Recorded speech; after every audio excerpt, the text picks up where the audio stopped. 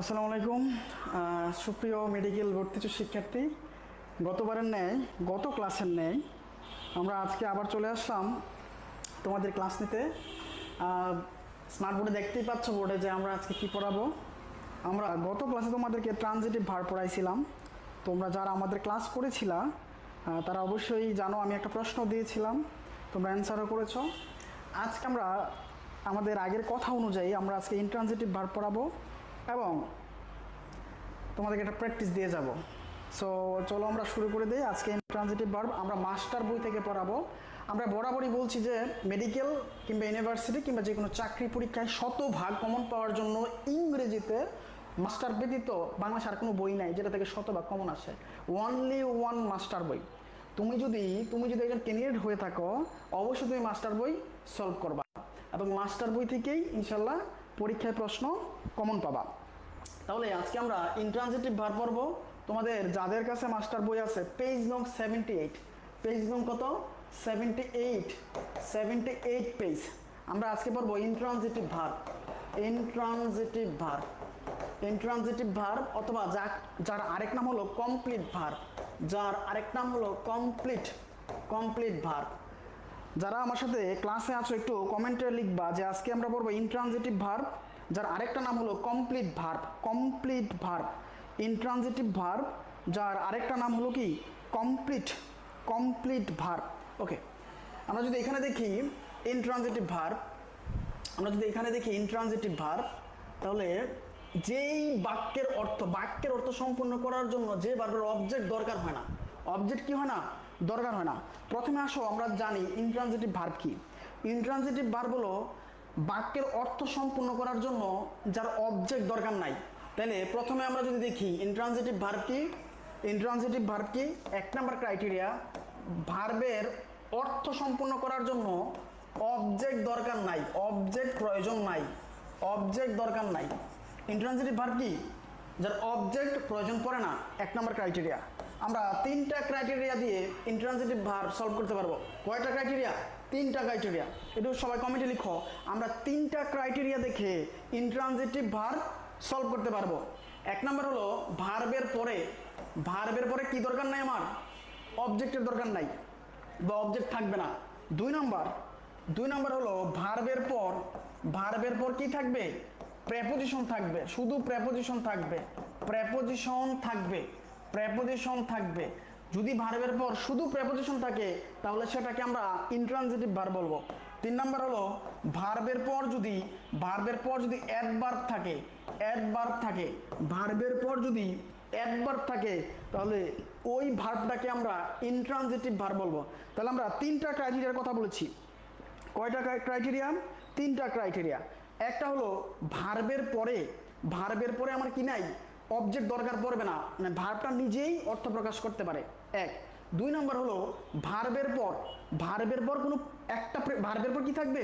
Preposition থাকবে, তাহলে সেটা কি ইনট্রানজিটিভ ভার্ব।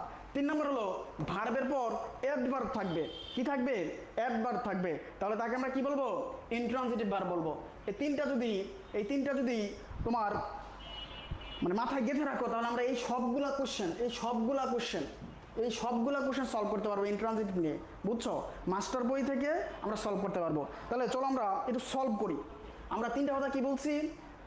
ইনট্রানজিটিভ ভার্ব মানে হলো যেটা কমপ্লিট ভার্ব, মানে যার অবজেক্ট দরকার হয় না, যার কি হয় না, অবজেক্ট দরকার হয় না, এক। তোমরা একটু কমেন্টে লিখবা ইনট্রানজিটিভ ভার্বের অবজেক্ট দরকার হয় না। দুই, ইনট্রানজিটিভ ভার্বের পরে প্রেপোজিশন থাকবে। তিন, ইনট্রানজিটিভ ভার্বের পর অ্যাডভার্ব থাকবে। ইনট্রানজিটিভ ভার্বের পর কি থাকবে? অ্যাডভার্ব থাকবে। তাহলে আমরা সলভ করি। আমরা প্রথম কোশ্চেনটা সলভ করি। দেখো মাদার লাভস, এখানে মাদার হলো সাবজেক্ট, লাভস হলো ভার্ব, তাই না? লাভ হলো ভার্ব। তাহলে আমরা যদি দেখি সাবজেক্ট ভার্ব, এখানে অবজেক্ট নাই। আমরা জানি যদি অবজেক্ট না থাকে বা অবজেক্ট দরকার না হয় তাকে কোন ভার্ব বলে? আমরা 16 নম্বর কোশ্চেন আছি। যদি অবজেক্ট না থাকে বা অবজেক্ট দরকার হয় না, অবজেক্ট দরকার নাই, অবজেক্ট ছাড়াই পূর্ণাঙ্গ অর্থ প্রকাশ করে তাকে আমরা কি বলি? মানে ভার্বের অর্থ প্রকাশ পায় তাকে আমরা কি বলবো বলো? ইনট্রানজিটিভ ভার্ব বলে। যেহেতু মাদার লাভস এরপরে কোনো অবজেক্ট নাই তাহলে তাকে আমরা কি বলবো? ইনট্রানজিটিভ ভার্ব বলে। তাহলে কোথায় আছে ইনট্রানজিটিভ ভার্ব? অপশন এ তে আছে ইনট্রানজিটিভ ভার্ব। কারেক্ট অ্যান্সার কি? Option A. আমরা এর পরের কোশ্চেনটা যদি সলভ করি, দেখো 41 বিসিএস আসছে। কত বিসিএস? 41 তোমাদের মেডিকেল আসতে পারে বিসিএস এর প্রশ্ন থেকে, বিসিএস মেডিকেল ডেন্টাল ঢাবি, এই প্রশ্ন থেকে 3 থেকে 4 মার্ক তোমাদের আসতে পারে। আমরা যদি এই কোশ্চেনটা দেখি, huffing and puffing we arrive at the classroom door with only 7 seconds to spare in this sentence the arrive. জানতে কি চাইছে অ্যারাইভটা এখানে কি ভার, তাহলে তোমার প্রথম কাজ হলো অ্যারাইভের দাগ দেওয়া, দিছো দাগ, ওকে অ্যারাইভের দাগ দিছো। তারপরে তুমি দেখো আমরা জানি প্রেপোজিশনাল ফ্রেজগুলো কাটা যায়, এই যে টু স্পেয়ার আমরা কাটতে পারি, এই যে উইথ অনলি 7 সেকেন্ড কাটতে পারি, অ্যাট দ্য ক্লাসরুম কাটতে পারি, তাহলে এই সবগুলো আমরা বাদ দিতে পারি। তো বাদ দেওয়ার পর কি থাকে উই অ্যারাইভ, তাহলে দেখো অ্যারাইভের পরে কি অবজেক্ট আছে, অ্যারাইভের পরে কি অবজেক্ট আছে, আমি তো সব কেটে দিছি অবজেক্ট নাই, তাহলে কি হয়ে যাবে অবজেক্ট যদি না থাকে তাকে আমরা ইন্ট্রানজিটিভ ভার্ব বলি। এই হলো একটা ওয়ে। আরেকটা ওয়ে আছে দেখো, আরেকটা ওয়ে কি, আরেকটা ওয়ে হলো আমরা এখানে বলছিলাম যে দেখো 2 নম্বরে দেখো ভার্বের পর যদি প্রেপোজিশন থাকে, ভার্বের পর যদি প্রেপোজিশন থাকে সেটা হয়ে যাবে ইন্ট্রানজিটিভ ভার্ব, যদি প্রেপোজিশন থাকে সেটা কি হয়ে যাবে ইন্ট্রানজিটিভ ভার্ব। এই যে 2 নম্বর কন্ডিশনে কি লিখছি, ভার্বের পর যদি প্রেপোজিশন থাকে তাকে আমরা কি বলবো ইন্ট্রানজিটিভ ভার্ব বলবো। আমরা 17 নম্বর কোশ্চেনটা আবার দেখি, 17 নম্বর কোশ্চেনটা দেখো উই অ্যারাইভড, আমার অ্যারাইভ কি জানতে চাইছে, অ্যারাইভডের পর কি আছে অ্যাট, তাহলে অ্যাট কোন পার্টস অফ স্পিচ ভাইয়া বলো তো, অ্যাট কোন পার্টস অফ স্পিচ, অ্যাট হলো প্রেপোজিশন, অ্যাট হলো প্রেপোজিশন, তাহলে আমরা বলছি ভার্বের পর যদি প্রেপোজিশন থাকে সেই ভার্বটা হয়ে যাবে ইনট্রানজিটিভ ভার্ব। তাহলে অ্যারাইভের পর প্রেপোজিশন আছে, তাহলে অ্যারাইভটা এখানে কোন ভার্ব ইনট্রানজিটিভ ভার্ব। কোন অপশনে আছে, অপশন এতে আছে, কারেন্ট অ্যান্সার অপশন এ। ওকে 18 নম্বরটা আমি রাখতেছি কারণ 18 নম্বরটা আর একটা টপিক না পড়ায় অ্যান্সার আসবে না। ওকে 19 নম্বর আমরা চলে যাই, 19 নম্বরে চলে যাই। 19 নম্বর কোশ্চেন দেখো, the door open automatically, the verb in this sentence, এই সেন্টেন্সে ভার্ব হলো আমরা জানি ওপেন্ড, ওপেন হলো ভার্ব, এই ভার্বটা ট্রানজিটিভ নাকি ইনট্রানজিটিভ নাকি লিঙ্কিং নাকি নন ফাইনিট ভার্ব জানতে চাইছে।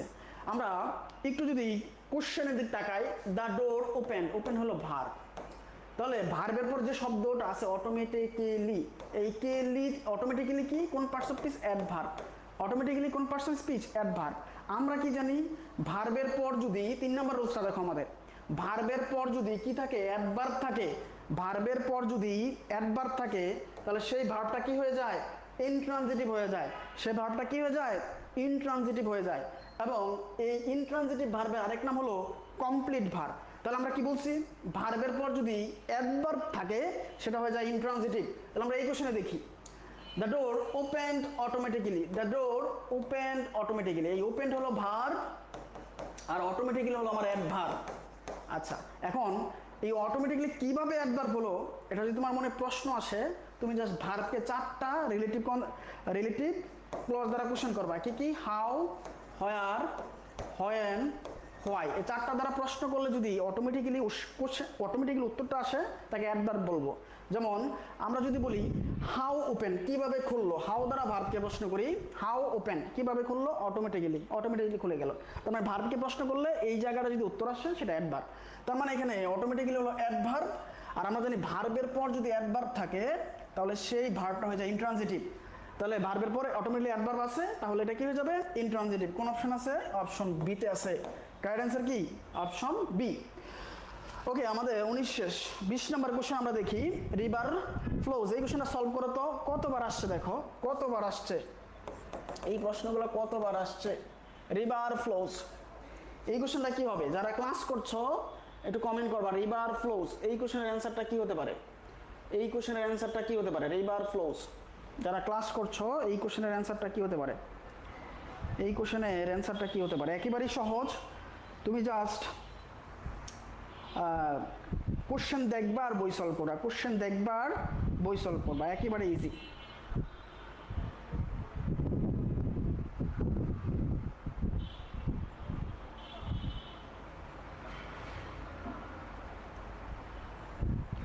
কি হবে, আচ্ছা আমরা সলভে চলে যাই। আমরা যদি দেখি রিভার হলো সাবজেক্ট, ফ্লোজ হলো ভার্ব। আমরা জানি সাবজেক্ট বার যদি অবজেক্ট না থাকে এবং সেন্টেন্সে যদি পূর্ণাঙ্গ অর্থ প্রকাশ করে তাহলে সেটা কি হয়ে যাবে ইনট্রানজিটিভ ভার্ব হয়ে যাবে। যেহেতু অবজেক্ট নাই সেটা কি হয়ে যাবে ইনট্রানজিটিভ ভার্ব হয়ে যাবে। ফায়ার বার্নস, বার্নস হলো ভার্ব, ভার্বের অবজেক্ট নাই তাহলে কি হয়ে যাবে ইনট্রানজিটিভ ভার্ব হয়ে যাবে। ওকে তারপরে 21 নম্বর কোশ্চেনটা আমরা সলভ করি। 21 নম্বর কোশ্চেনটা খুব টেকনিক্যাল কোশ্চেন, দেখো একটু সলভ করতে পারো কিনা। কি বলছে, which of the following is not a type of incomplete verb. Incomplete মানে কি, অসম্পূর্ণ, তাই না, অসম্পূর্ণ। জানতে চাইছে এখানে কোনটা, মানে এখানে কোন ভার্বটা অসম্পূর্ণ নয়, এই যে নট, ইনকমপ্লিট নয়। তাহলে আমরা প্রথমেই বলছি, কোশ্চেনটা বুঝো, এখানে জানতে চেয়েছে যে কোন ভার্বটা ইনকমপ্লিট নয়। আমরা প্রথমে যদি দেখি, দেখো এখানে লিখছি যে ইন্ট্রানজিটিভ ভার্বের অপর নাম কি, কমপ্লিট ভার্ব।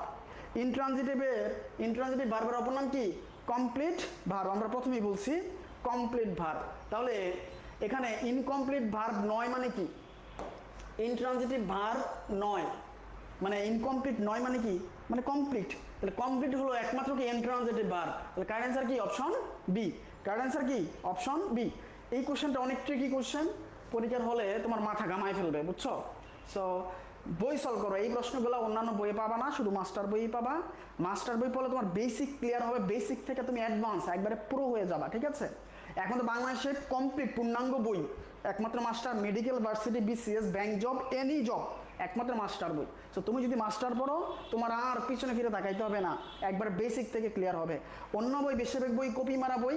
সো বারবার বলি, যারা মেডিকেল বা ভার্সিটিতে প্রিপারেশন নিচ্ছ, একটু বুঝে শুনে বই কিনবা, ঠিক আছে। বাংলাদেশের একমাত্র কমপ্লিট মানে পূর্ণাঙ্গ বই অ্যাডমিশন প্রিপারেশনের জন্য টেক্সট বুক ব্যতীত একমাত্র মাস্টার। ওকে, লাস্ট কোশ্চেন, এই কোশ্চেনটা আমরা তোমাদেরকে দিচ্ছি, তোমরা সলভ করবা কমেন্টে। 22 নম্বর কোশ্চেন, she slips in this verb, here the verb slip. এই স্লিপটা কোন ভার্ব সেটা তোমরা কমেন্টে জানাই দিবা। Option A transitive, option B intransitive, option B linking, option C B verb, option D intransitive verb. Okay, এই চারটার মধ্যে কোনটা সেটা জানাই দিবা। এটা হলো তোমাদের বাড়ির কাজ। আর আমাদের মেডিকেলের বেচ চালু হচ্ছে, ডু অর ডাই বেচ। আমাদের মেডিকেলের ডু অর ডাই বেচ সেপ্টেম্বরে চালু হবে, নতুন করে সেপ্টেম্বরে চালু হবে। তোমরা যারা নক দিয়েছিলা সেপ্টেম্বর, এই সেপ্টেম্বরে চালু হচ্ছে আমাদের মেডিকেলের বেচ। একবার 50% ডিসকাউন্টে চালু হচ্ছে, 50% ডিসকাউন্ট, 50% ডিসকাউন্টে। যারা ইংরেজি নিয়ে বা জিকে নিয়ে প্যারায় আছো, ইংলিশ প্লাস জিকে প্যারায় আছো, কোনো টেনশন নাই, 50% ফ্ল্যাট ডিসকাউন্ট আমরা দিচ্ছি। এখনই সুযোগ, ভর্তি হয়ে যাও।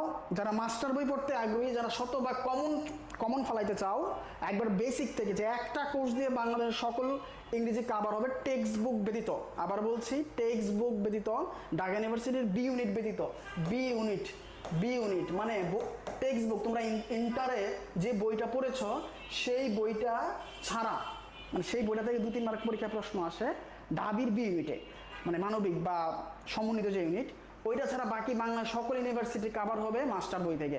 সো আমরা মাস্টার বইয়ের কোর্সই করাচ্ছি মেডিকেলের জন্য। যারা ভর্তি হতে চাও কমেন্ট করবা, আমরা 50% ছাড়ে ইনশাল্লাহ ভর্তি নিচ্ছি। তোমাদের জন্য শুভকামনা। আমরা চেষ্টা করবো রেগুলার তোমাদেরকে মাস্টার বইয়ের ওপর ছোটো ছোটো ক্লাস দেওয়ার জন্য। সবাই আমাদের সাথেই থাকো। নেক্সট ক্লাসের জন্য শুভকামনা। আর হ্যাঁ, আগামীকাল কিন্তু তোমাদের এক্সাম আছে, আগামীকাল তোমাদের এক্সাম আছে, ফ্রি এক্সাম। যারা আমাদের এক্সাম গ্রুপে জয়েন নাই, যারা জয়েন নাই, আমাকে ইনবক্স করবো, আমি তোমাদের জয়েন করে নেব। ফ্রি এক্সাম, টপিক হলো আগামীকাল সকালে প্রশ্ন দিয়ে দেবো। টপিক হলো phrase identification of phrase. Master বই থেকে পড়বা, মাস্টার অথবা অ্যাপেক্স অথবা মেডিকো, 3টা বই, মাস্টার, অ্যাপেক্স অথবা মেডিকো। আর যাদের এই 3টা নাই, যাদের কাছে রেটিনা ডাইজেস্ট আছে, রেটিনা ডাইজেস্টও পড়তে পারো, রেটিনা ডাইজেস্ট। তবে সবচেয়ে বেটার হবে মাস্টার পড়া, ঠিক আছে, অথবা ক্লিপস 12 পড়তে পারো। যাই হোক, আগামীকাল তোমাদের ফ্রি এক্সাম, মেডিকেল ভার্সিটি যারা পরীক্ষা দেবে তাদের জন্য আমাদের টপিক হলো ফ্রেজ আইডেন্টিফিকেশন অফ ফ্রেজ। আগামীকাল পরীক্ষার জন্য শুভকামনা।